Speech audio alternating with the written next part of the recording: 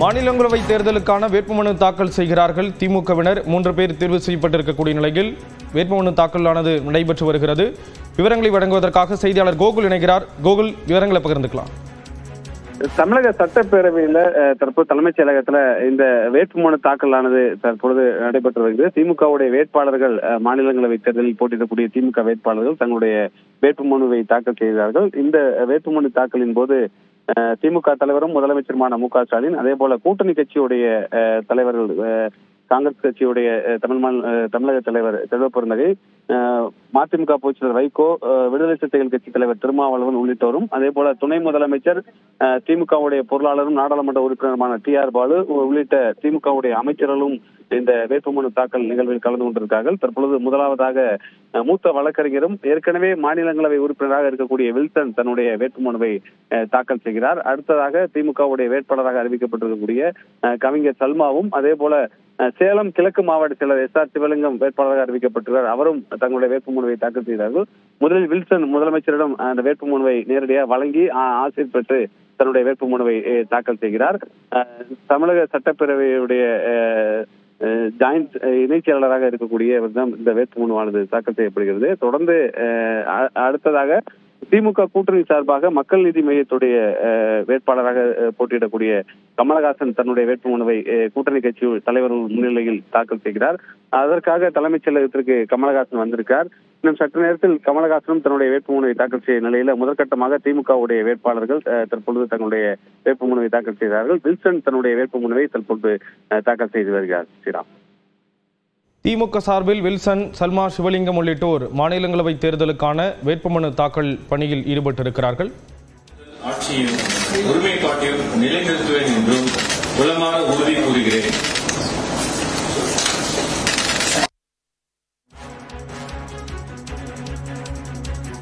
மாநிலங்களவை தேர்தலுக்கான வேட்புமனு தாக்கல் செய்யக்கூடிய பணியில் திமுக வேட்பாளர்கள் ஈடுபட்டிருக்கக்கூடிய அந்த நேரடி காட்சிகளை பார்க்கிறோம்.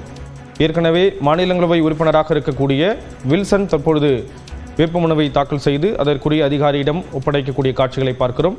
முதலமைச்சர் மு.க. ஸ்டாலின் மற்றும் திமுக கூட்டணி கட்சி தலைவர்கள் இதில் பங்கெடுத்திருக்கிறார்கள். டி.ஆர். பாலு உள்ளிட்டோரும் இதில் ஈடுபட்டிருக்கக்கூடிய காட்சிகளை பார்க்கிறோம். விவரங்களை வழங்குவதற்காக மீண்டும் இணைகிறார் செய்தியாளர் கோகுல். கோகுல், என்னென்ன அடிப்படையில் மாநிலங்களவை தேர்தல் ஆனது நடைபெறுகிறது? அது தொடர்பான விவரங்களை பகிர்ந்துக்கலாம். வேட்புமனு தாக்கல் 2ஆம் தேதி தொடங்கிய நிலையில 9ஆம் தேதியோடு இந்த வேட்புமனு தாக்கல் நிறைவடையக்கூடிய நிலையில் இன்றைய தினம் திமுக மற்றும் திமுகவுடைய கூட்டணி வேட்பாளர்கள் 4 பேரும் வேட்புமனுவை தாக்கல் செய்தார்கள். அதே போல பிற்பகல் அதன் பின்னர் அதிமுக வேட்பாளர்களும் தங்களுடைய வேட்புமனுவை தாக்கல் செய்கிறார்கள். 9ஆம் தேதியோடு வேட்புமனு தாக்கல் நிறைவடைகிறது. 10ஆம் தேதி வேட்புமனுடைய பரிசீலனை நடைபெறுகிறது. 12ஆம் தேதி வரை வேட்புமனுவை திரும்ப பெறுவதற்கான கடைசி நாள். 19ஆம் தேதி ஒருவேளை போட்டி இருந்தால் தேர்தல் நடைபெறுவதற்கான தேர்தல் தேதியும் அறிவிக்கப்பட்டிருக்கிறது. 6 பேர் மட்டுமே தற்பொழுது வேட்பாளராக போட்டியிடுவதால் இந்த தேர்தலில் போட்டி இருப்பதற்கான வாய்ப்பு இல்லை என்ற தகவல் தற்போது இருக்கிறது. தேர்தல் நடத்தும் அலுவலரும் சட்டப்பேரவையுடைய கூடுதல் செயலாளர் சுப்பிரமணியன் முன்பு இந்த வேட்புமனுவை தற்பொழுது திமுகவுடைய வேட்பாளர்கள் தாக்கல் செய்திருக்கிறார்கள். இந்த வேட்பாளர் தேர்வு என்பது திமுகவை பொறுத்தளவு ஒரு முக்கியத்துவம் வாய்ந்ததாக பார்க்கப்படுகிறது. ஏற்கனவே மாநிலங்களவை உறுப்பினராக இருந்த மூத்த வழக்கறிஞர் வில்சனுக்கு மீண்டும் வாய்ப்பானது வழங்கப்பட்டிருக்கிறது.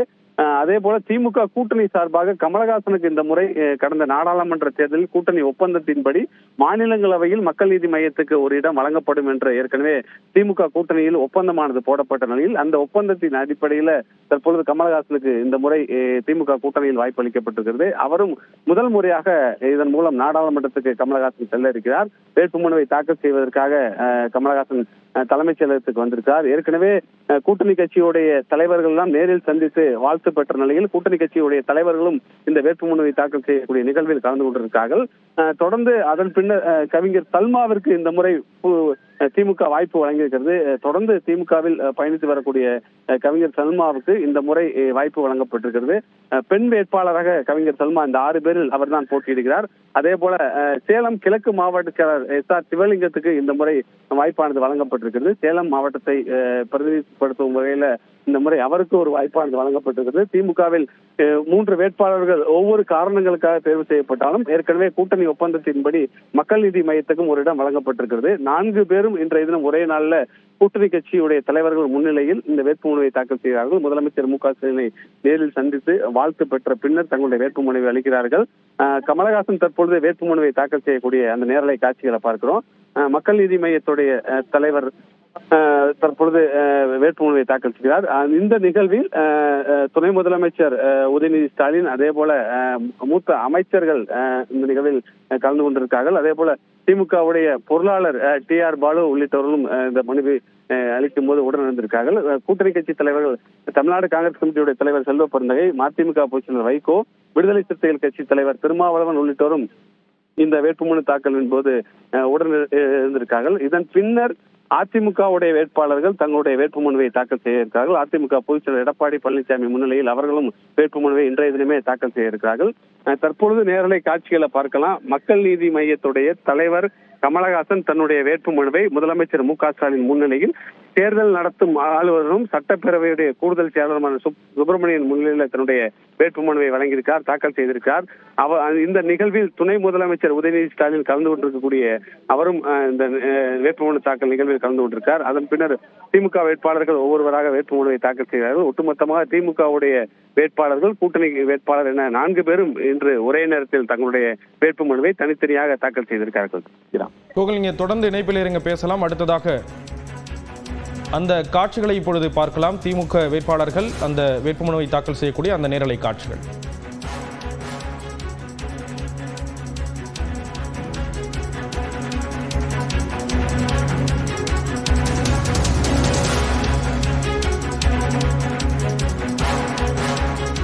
தொடர்ந்து செய்தியாளர் அபினேஷ் நம்மோடு இணைகிறார். அபினேஷ், பொதுவாக மாநிலங்களவை தேர்தலை பொறுத்தளவில் என்னென்ன நடைமுறைகள் பின்பற்றப்படுகிறது? தற்பொழுது திமுக மற்றும் கூட்டணி கட்சி வேட்பாளர்கள் அந்த வேட்புமனு தாக்கல் செய்யக்கூடிய காட்சிகளை பார்க்க முடியுது. என்னென்ன நடைமுறைகள் பின்பற்றப்படுகிறது அபினேஷ்? தமிழ்நாட்டில் 6 மாநிலங்களவை உறுப்பினருக்கான பதவியிடங்கள் காலியாக இருக்கிறது. அடுத்த மாதம் ஜூலை மாதம் 24ஆம் தேதியோடு 6 இடங்கள் காலியாவதை ஒட்டி 19ஆம் தேதி தேர்தல் அறிவிக்கப்பட்டிருக்கிறது.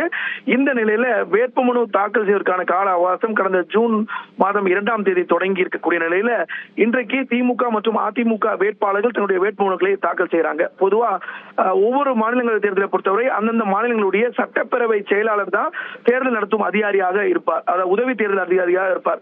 ஏஆர்ஓ இருப்பாங்க.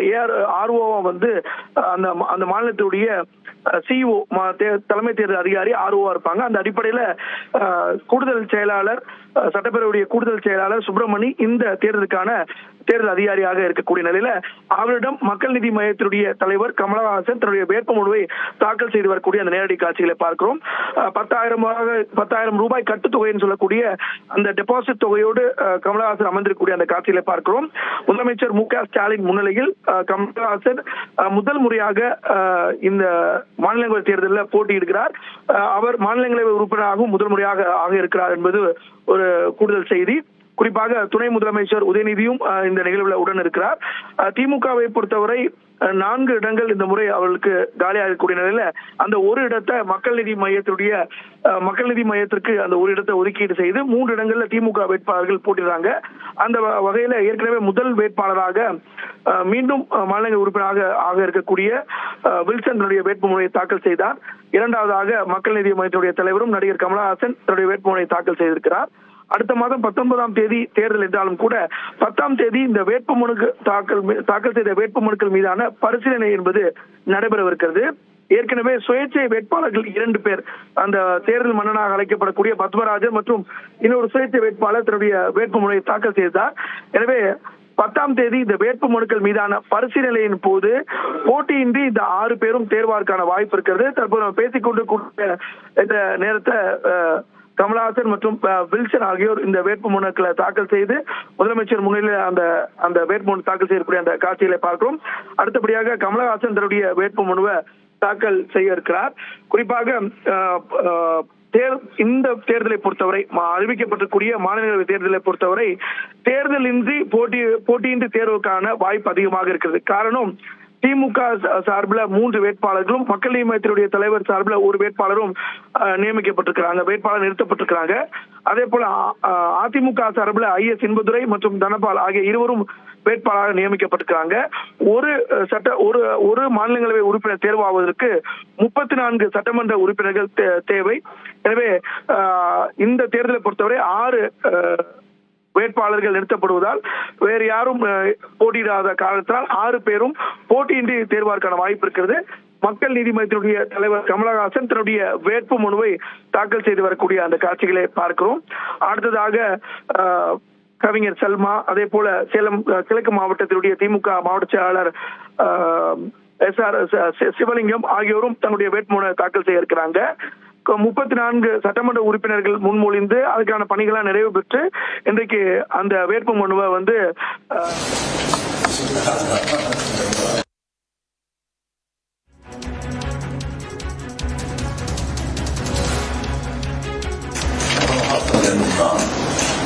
மாநிலங்களவையில் உள்ள இடம் ஒன்றை நிரப்புவதற்கு வேட்பாளராக நியமிக்கப்பட்டுள்ளதால் சட்ட விதிகளுக்கு இணங்க நிறுவப்பட்டுள்ள இந்திய அரசமைப்பால் உண்மையான நம்பிக்கையும் கட்டுப்பாடும் கொண்டிருக்கிறேன் என்று இந்திய நாட்டின் முழு முதல் ஆட்சியையும் ஒருமைப்பாட்டையும் நிலைநிறுத்துவேன் என்று சூளுரைத்து உறுதி கூறுகின்றேன்.